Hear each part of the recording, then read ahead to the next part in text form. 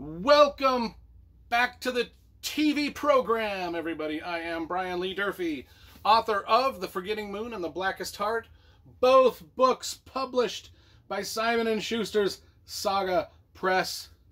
Today we're going to be reviewing John Grisham, Gray Mountain.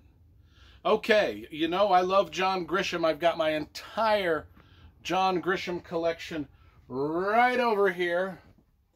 Every John Grisham book in hardcover on that shelf. Let me see if I can get the camera in there to look at it. Anyway, you get the picture. I've got them all. One of my favorite writers ever since I was a kid.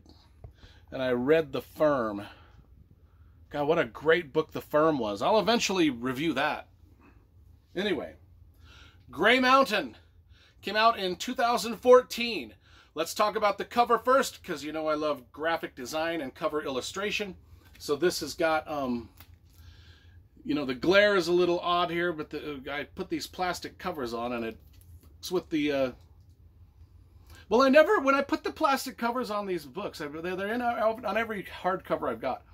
I never expected that I would be doing a YouTube channel trying to put them in camera angle so that the glare isn't on them. But anyway, it's a picture of a gray mountain and a girl walking along a road.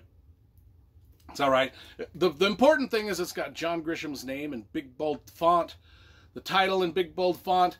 It's just a nice classic looking book. Classic looking thriller. So A+ on the cover. Now, it came out in 2014. However, it is set in the year 2008.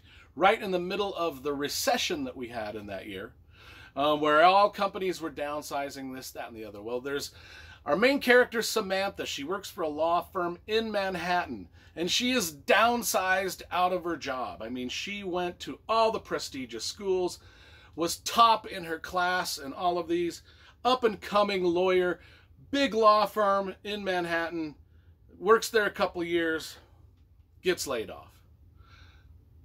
Happens, right? Well, a couple of things when I was reading this, since it was set in 2008, all of the financial stuff matches what might have been going on in 2008. For instance, she's making just shy of $200,000 a year as a lawyer in Manhattan.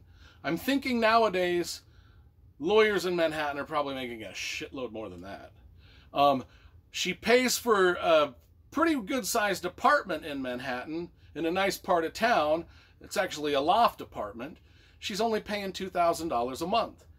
That seems ridiculously low. I mean, I know we're just talking from 2008 to 2022. That's what, 14 years? But that's even low for Salt Lake City.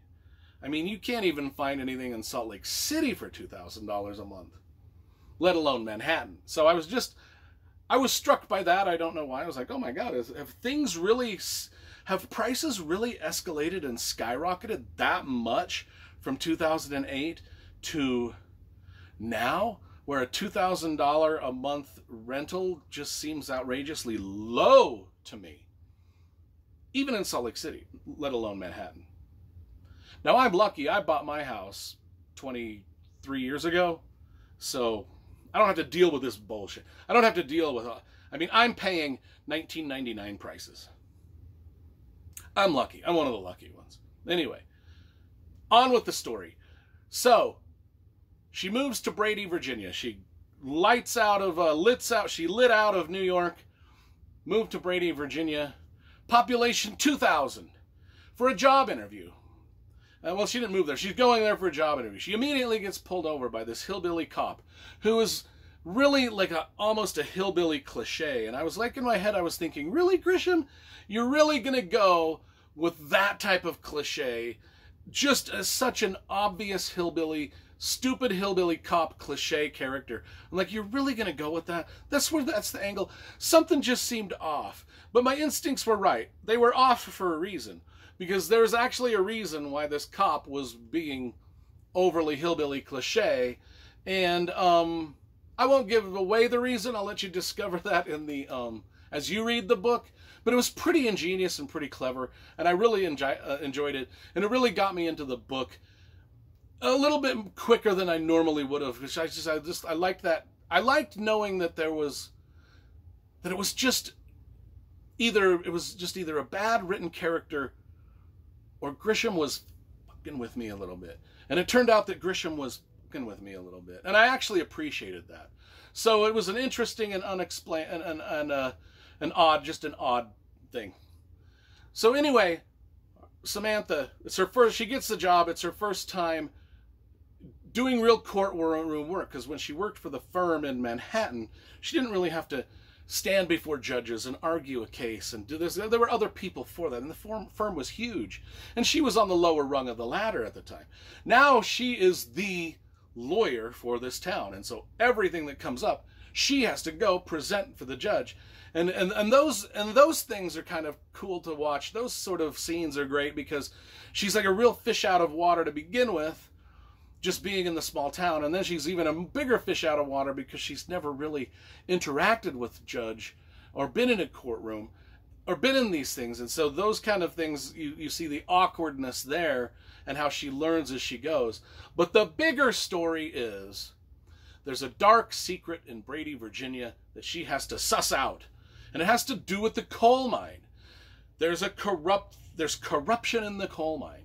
And then this story kind of goes in sort of an Erin Brockovich type direction, where she sort of is kind of like the savior to the coal miners that are suffering from diseases that coal miners get. I mean, my own dad, worked in a coal mine in Salina, Utah. There's a big coal mine there. He worked there for years.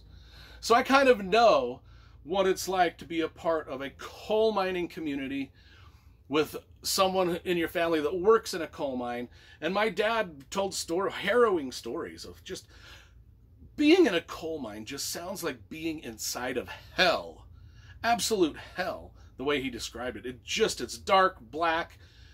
The machines are big and loud and dangerous as shit. And my dad was part of rescue teams where miners were caved in on and machines were crushed, and he had to find those people. And he was just like, he's like, after a while, he's like, I can't, he wasn't, I don't blame him. Who the would want to do that job? I don't know. But so anyway, she sort of becomes the savior of this coal mining community, and the corruption, the political corruption, the violence around this coal mine, and how it's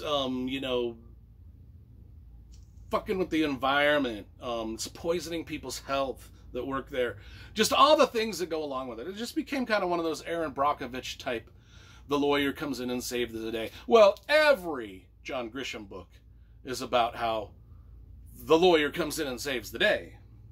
Most of them. Sometimes they're about corrupt lawyers, but this one is one of those, the lawyer comes in and saves the day. Or does she? You'll have to read the book to find out. Actually, I really enjoyed this one. I related to it on a lot of different levels. And so it's probably one of my favorite Grisham books. I'm going to give it a solid 9 out of 10. I think it's well worth the read. Even if you probably have felt you've heard the story before, it's certainly well worth the read. It's got some great little characters, some great little side quests that happen. I just really liked it.